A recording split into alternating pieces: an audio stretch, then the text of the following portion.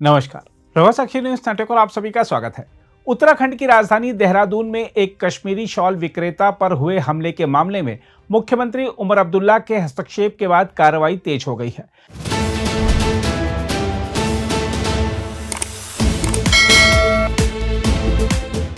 जम्मू कश्मीर सरकार ने दावा किया है कि मुख्यमंत्री के प्रयासों के चलते न केवल प्राथमिकी दर्ज की गई, बल्कि इस मामले के मुख्य आरोपी को गिरफ्तार भी कर लिया गया है।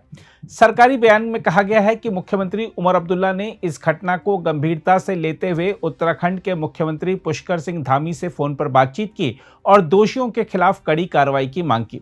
इसके बाद उत्तराखंड पुलिस ने त्वरित कदम उठाते हुए मामला दर्ज किया और मुख्य आरोपी को हिरासत में ले लिया। रिपोर्टों के मुताबिक देहरादून जिले में बुधवार को शॉल बेच रहे 18 वर्षीय कश्मीरी युवक पर कुछ लोगों ने कथित तौर पर हमला कर दिया था, जिसमें वह गंभीर रूप से घायल हो गया। इस घटना के सामने आने के बाद जम्मू कश्मीर में राजनीतिक और सामाजिक हलकों में गहरा आक्रोश देखने को मिला।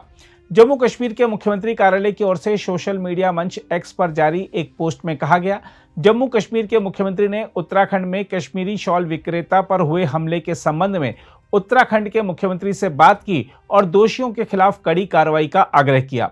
पोस्ट के अनुसार मुख्यमंत्री धामी ने आश्वासन दिया कि मामले में सख्त कार्रवाई की जाएगी और जम्मू कश्मीर के निवासियों की सुरक्षा सुनिश्चित की जाएगी। मुख्यमंत्री उमर अब्दुल्ला ने इस पोस्ट को साझा करते हुए लिखा कि हाल के दिनों में हिमाचल प्रदेश और अब उत्तराखंड में कश्मीरियों पर हुए हमले अस्वीकार्य हैं। उन्होंने कहा, अगर कश्मीर के लोग देश के अन्य हिस्सों में अपनी जान को लेकर डर के साए में जिएं, तो यह कहना मुश्किल है कि जम्मू कश्मीर वास्तव में भारत का अभिन्न अंग है। उन्होंने यह भी स्पष्ट किया कि उनकी सरकार जहां भी आवश्यक होगा हस्तक्षेप करेगी और ऐसी घटनाओं की पुनरावृत्ति रोकने के लिए हर संभव कदम उठाएगी।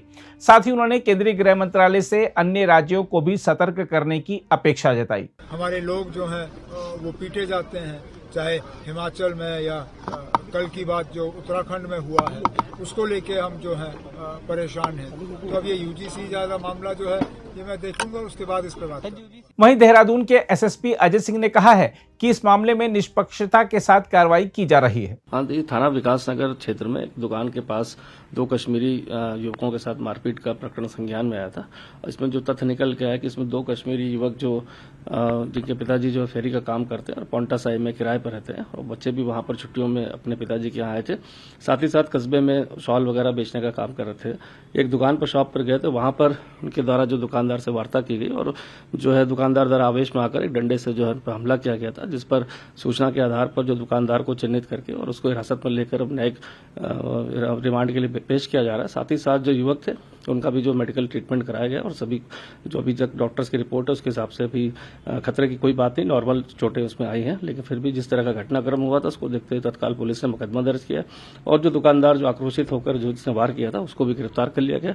आगे की इन्वेस्टिगेशन चल रही। आसपास के दुकानदारों से भी जानकारी की गई तो यह तथ्य प्रकाश में आया कि दुकानदार द्वारा ही इसमें मारपीट की गई थी। अन्य जो व्यक्ति थे उनके द्वारा बचाने का प्रयास भी किया गया। अभी इन्वेस्टिगेशन ऑन है, जो भी तथ्य और भी सामने आएंगे उसके आधार पर आगे की कार्रवाई की जाएगी। देखिए, प्राथमिक उपचार के बाद जब जानकारी मिली थी इसके बाद जो सीटी स्कैन परिजनों द्वारा जो सीटी स्कैन भी कराया गया और एक्सरे भी कराया गया। सीटी स्कैन की रिपोर्ट जो अभी डॉक्टर से जानकारी की थी वो नॉर्मल है और साथ ही साथ एक्सरे के लिए भी डॉक्टर को दिखाया गया तो उसमें अभी कोई ऐसी घातक चोटें नहीं दिख रही।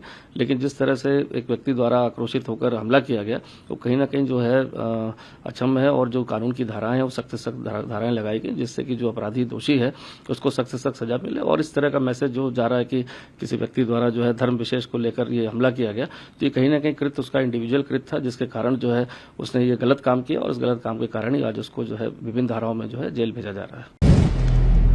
अगर आप भी लेना चाहते हैं देश दुनिया की तमाम जानकारी तो आज ही सब्सक्राइब करें हमारे चैनल को। साथ ही नीचे दिए बेल आइकन को जरूर दबाएं ताकि हर अपडेट आप तक पहुंच सके।